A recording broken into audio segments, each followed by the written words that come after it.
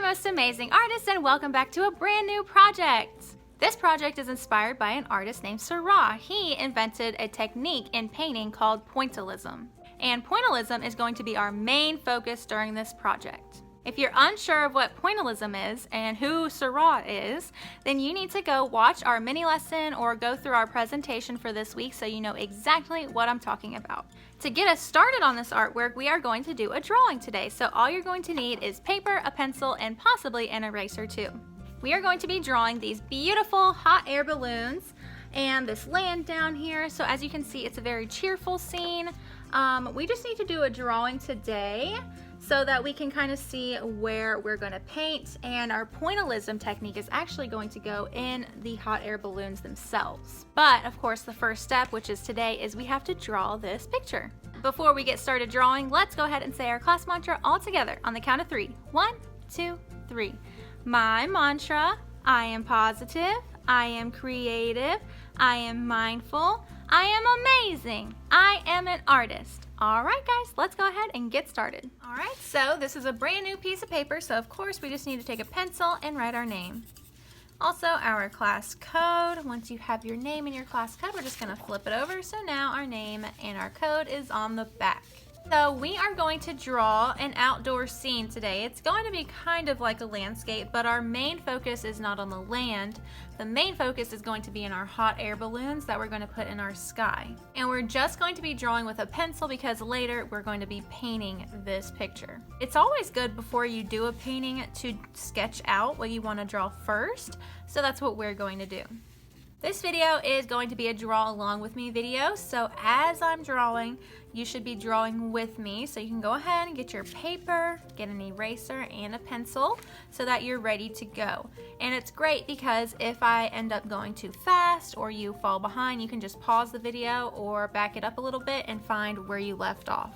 So the first step is we're going to draw the land down here, and we're just going to draw 2 hills. But like I said earlier, the main focus is not on the land. The main focus is going to be in our sky with our hot air balloons. So we don't want to draw our hills too big.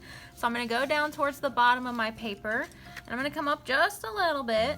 And I am just going to start on this edge, the left side edge, take my pencil and draw a curve coming down towards the bottom of my paper.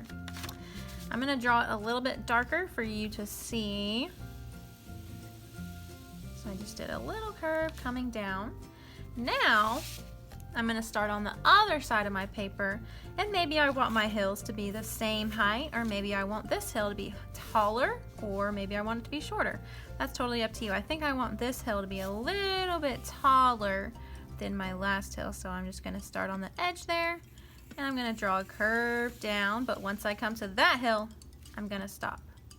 Okay, so it's kind of like this hill is in front of this hill here.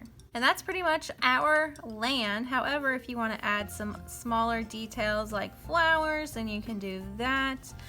We don't want to add too many details to our land though, because remember, the land is not the main focus. The main focus is going to be in our sky.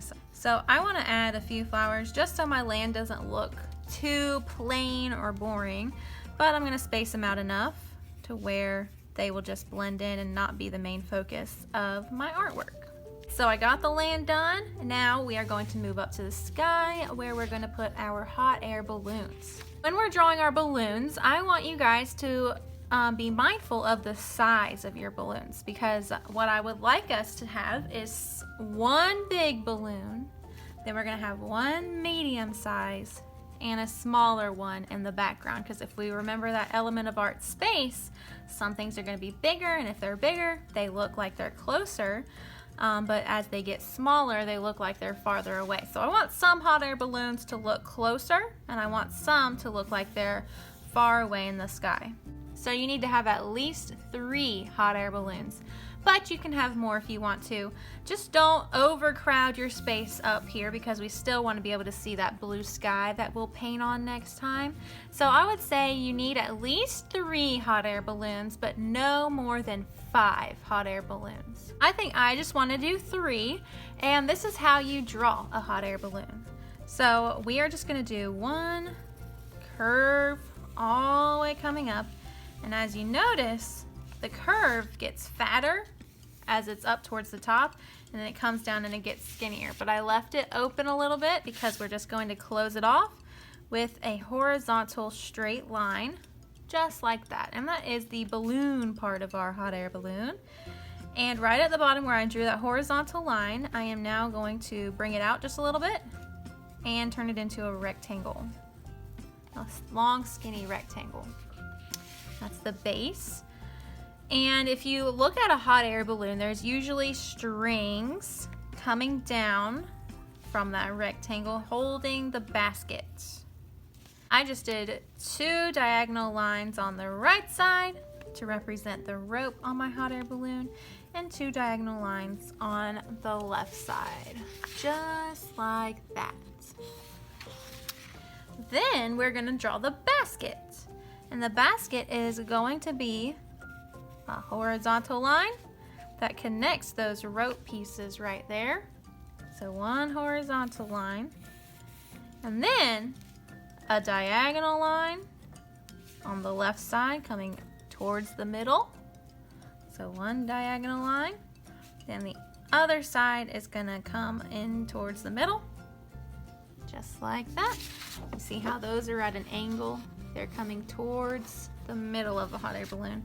And then we're gonna close it off again with a horizontal line.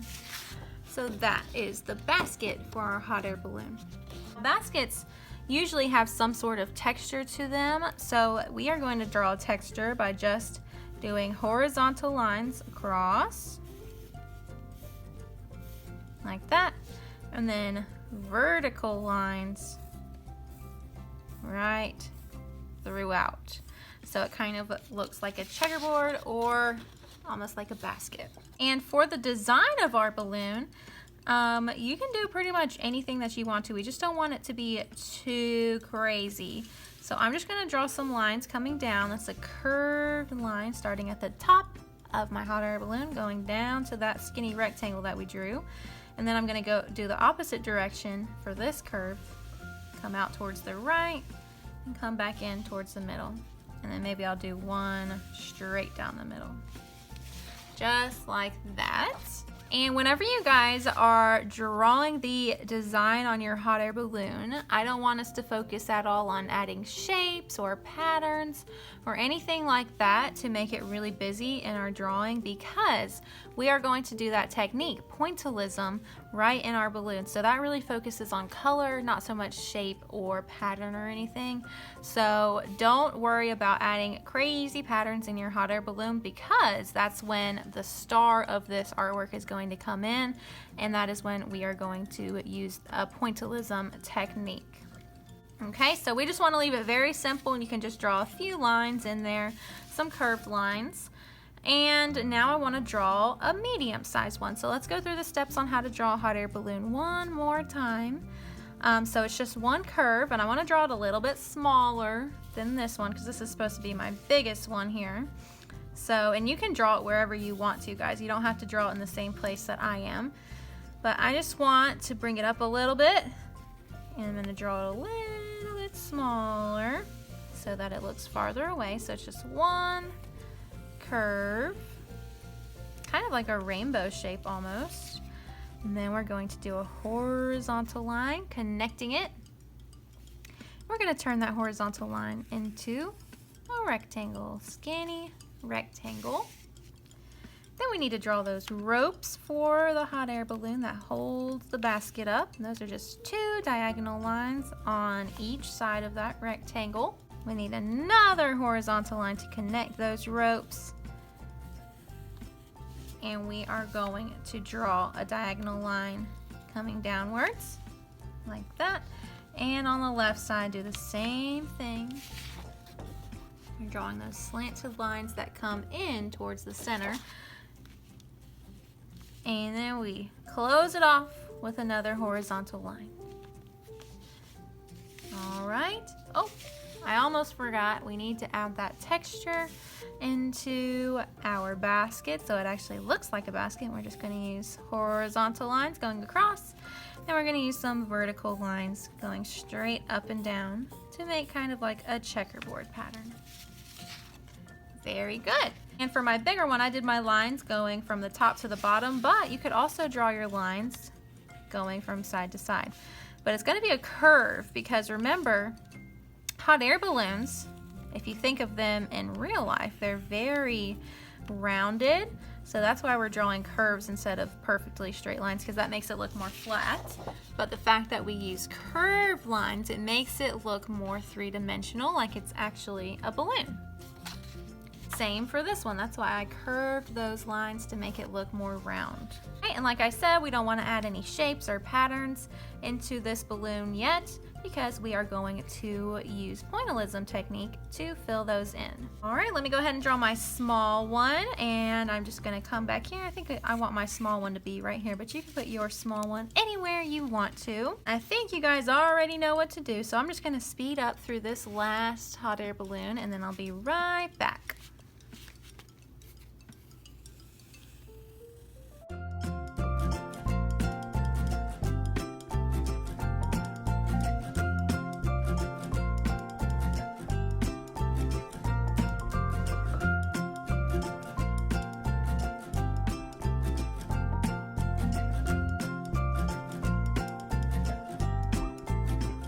There are my 3 hot air balloons. Remember, you can do more than 3. You can do up to 5. I think that's the only amount of room that we'll have for is 5.